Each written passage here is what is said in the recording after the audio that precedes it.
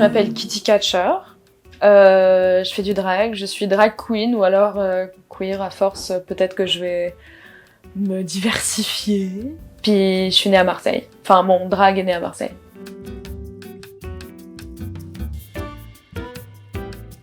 Ce qui m'a fait commencer, j'ai commencé grâce à la scène ouverte de Robin des Doigts, qui s'appelait la Drag Party. C'était le 28 octobre 2021.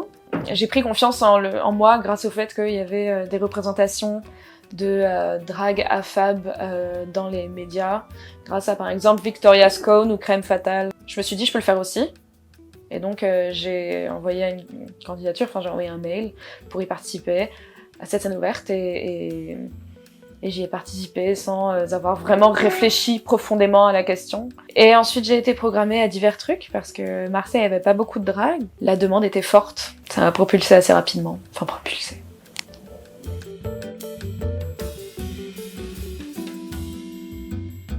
Mon drag, sexy et raffiné, non pas du tout. Sensuel et charnu, et rigolo et dépressif. Voilà. Que des paradoxes.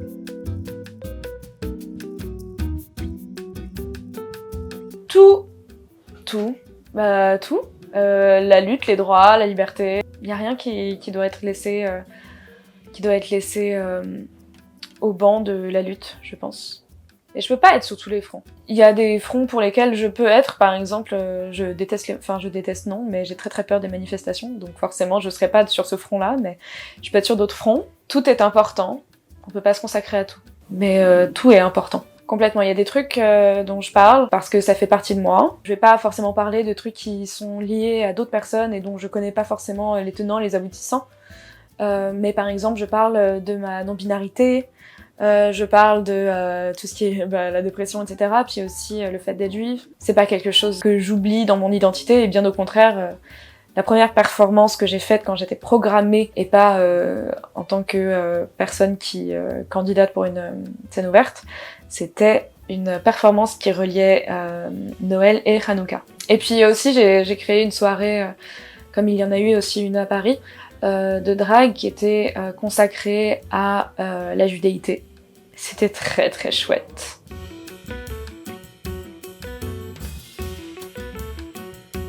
Pour moi, la performance, c'est de la mise en scène et de la création. L'un va pas avant l'autre, il n'y a pas de hiérarchie entre la mise en scène et la création. Ça peut être ce que tu veux, c'est quand même très large. Pour moi, la performance, c'est de la mise en scène et de la création. Mais après, c'est ma manière de l'apprécier.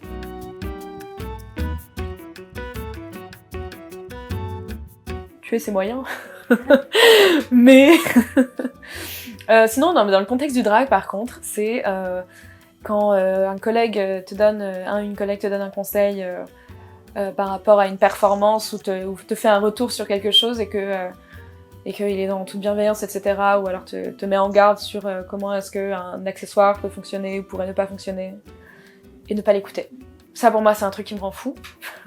Il y a vraiment un truc important et en fait, quand tu vois que t'avais raison, que la personne sur scène fait quelque chose qui montre qu'elle a pas écouté, ok, sure, go ahead, mais vraiment j'ai fait tout ce que j'ai pu.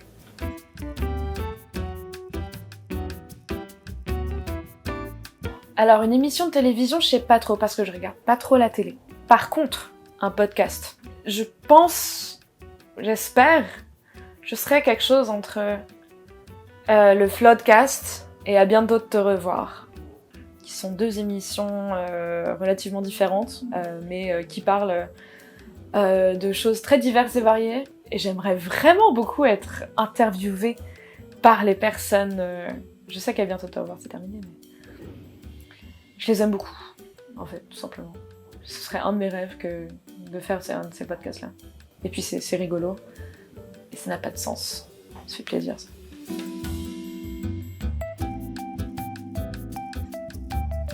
Alors c'est très difficile.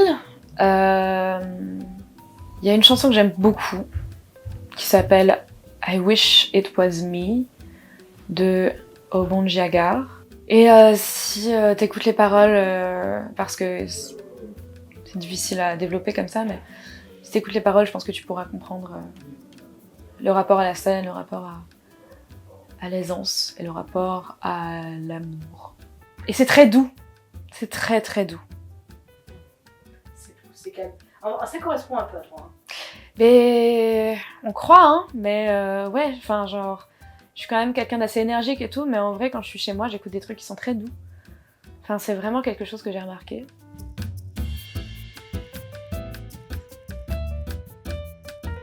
Fleabag.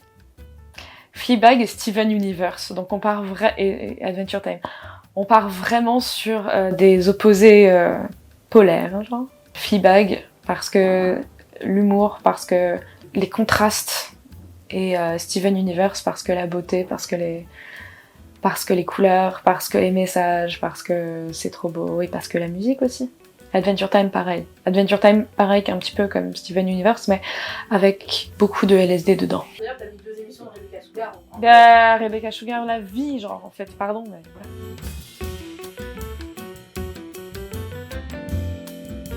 Bah ça dépend. Et il y en a avec qui je m'entends très bien, puis d'autres, je pense que par exemple, ma dernière ex dirait merci, et ensuite d'aller se faire cuire le cul.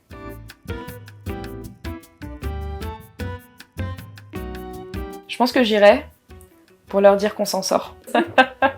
J'ai jamais été invitée.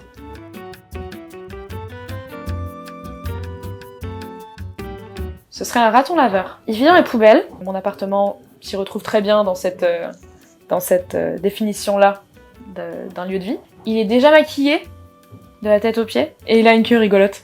Ouais, c'est vraiment mignon, puis ça chope toute la bouffe qu'on lui file. Enfin, c'est un truc, c'est vraiment... It's me.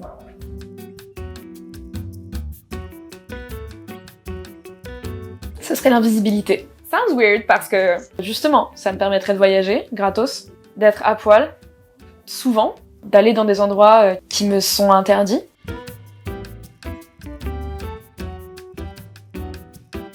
Alors moi j'ai un peu les yeux plus gros que le ventre, et du ventre j'en ai. Donc du coup, je pense que je voudrais pas avoir un billet pour une seule destination. Je voudrais avoir tous les billets pour toutes les destinations. Comme ça, j'ai pas de choix à faire, je peux bouger quoi. Voilà. Parce que sinon, un billet pour une seule destination, je vais te dire Montréal parce que je vais y aller bientôt et que j'ai trop hâte. Non mais ce sera daté quoi, par rapport à l'interview, ce sera daté. Ouais, j'ai pas une destination précisément. Mais disons que, non, si je suis invisible, j'ai pas besoin de voler le portefeuille d'Elon Musk. Je le ferai pour d'autres raisons.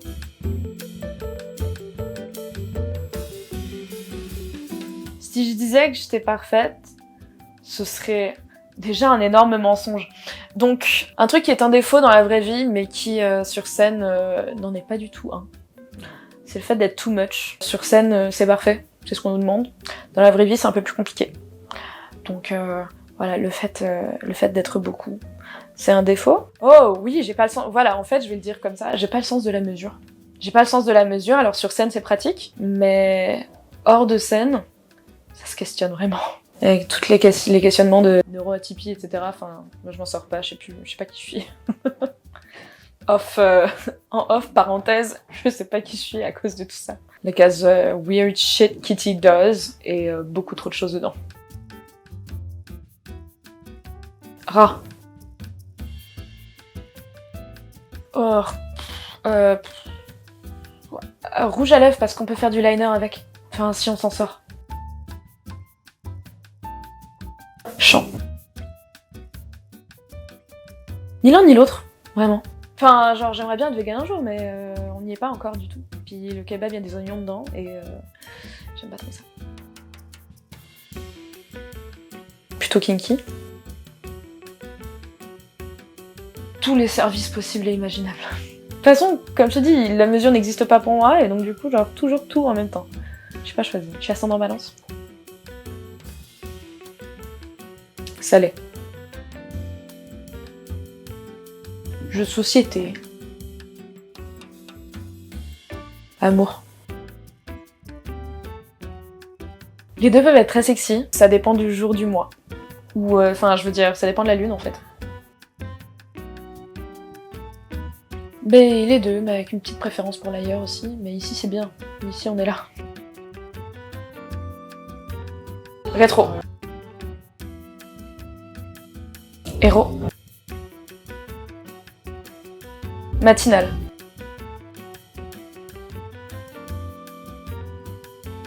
Ça va aller, venez nous voir.